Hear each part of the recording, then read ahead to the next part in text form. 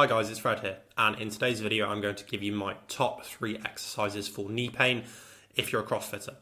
So before we jump into it, who am I and what do I do? I'm Fred, I'm an online injury rehab coach.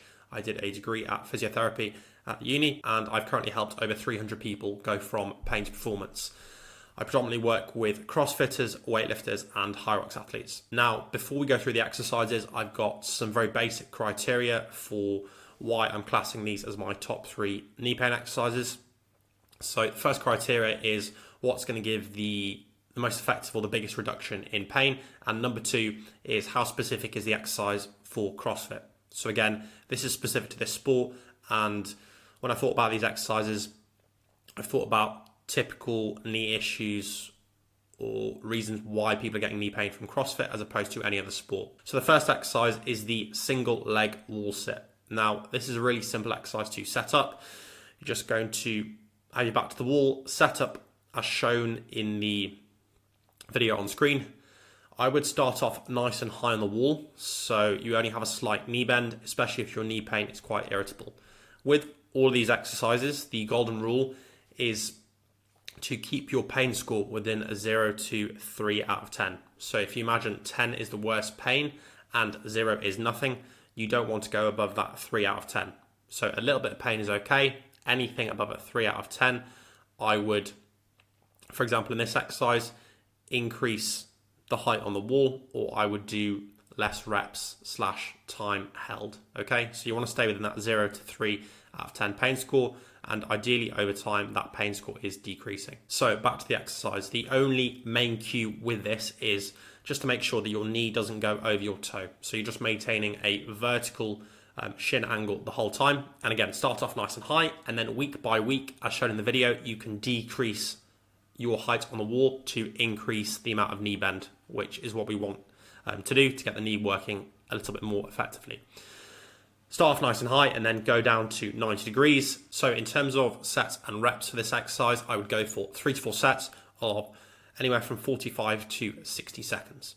And I would just rest for about 30 to 40 seconds between sets, just so that you're nearly back to full recovery, but you still have a little bit of fatigue in the legs.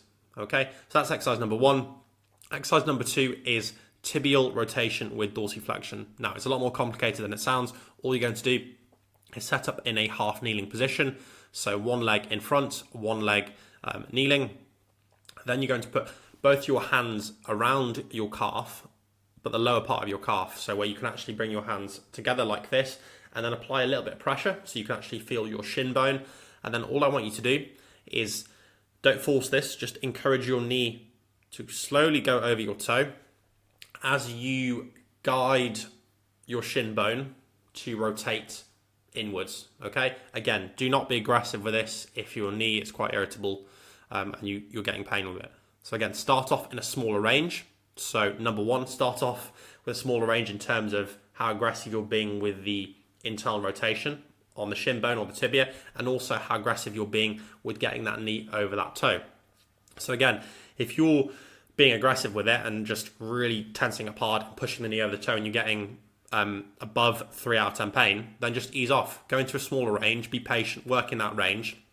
Then over time, as the weeks progress, gradually increase this range. Okay, same thing with that tibial rotation. Start off nice and small.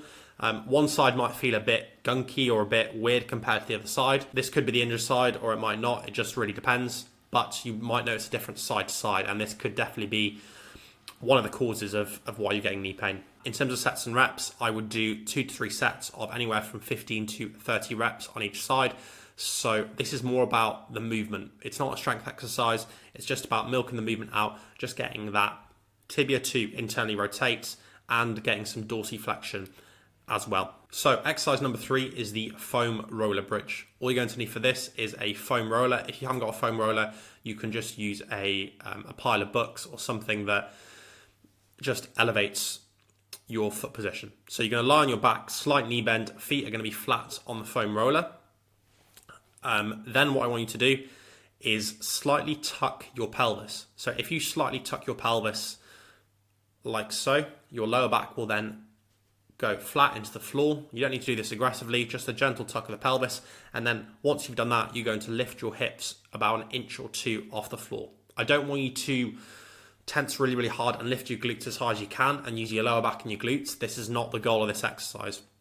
What we're going to do here is put all the focus into the hamstrings. So again, slight tuck of the pelvis, feet stay flat on the foam roller, hips an inch or two off the ground, and your hamstrings should be working really, really hard. Sets and reps, 3 to 4 sets of anywhere from 45 to 60 seconds. I would start off with this double leg variation, which is the easier one. And then after a few weeks, once this is less painful and you're confident with the movement, then I'll progress onto a single leg foam roller bridge, which is exactly the same exercise. Again, all the same cues. Lying on your back, slight knee bend, feet flat on the foam roller, slight tuck of the pelvis, hips an inch or two off the floor, into a double leg, and then you're just going to take one leg off to go into your single leg. I would go for 3 to 4 sets of anywhere from 20 to 40 seconds on the single leg variation. Now, I've designed these exercises so you can do them in this sequence. You can do the single leg wall sit first, then the tibial rotation with dorsiflexion, and then the foam roller bridge. And this will roughly take you anywhere from 7 to 10 minutes. And you can easily chuck it in before a class or before your training, or you can do it at home. Minimum effective dose, I would do this 3 to 4 times a week, but for ideal results, I would do this more. So I would go 5 to 6 times a week. And again, I wouldn't do this multiple times a day. I would just do it once or twice if you train twice a day. Okay, hopefully you found that video useful. Any questions or recommendations for future videos, just chuck those in the comments down below. And if you're interested in what we do at FCR with online injury rehabilitation, just visit the link in the description.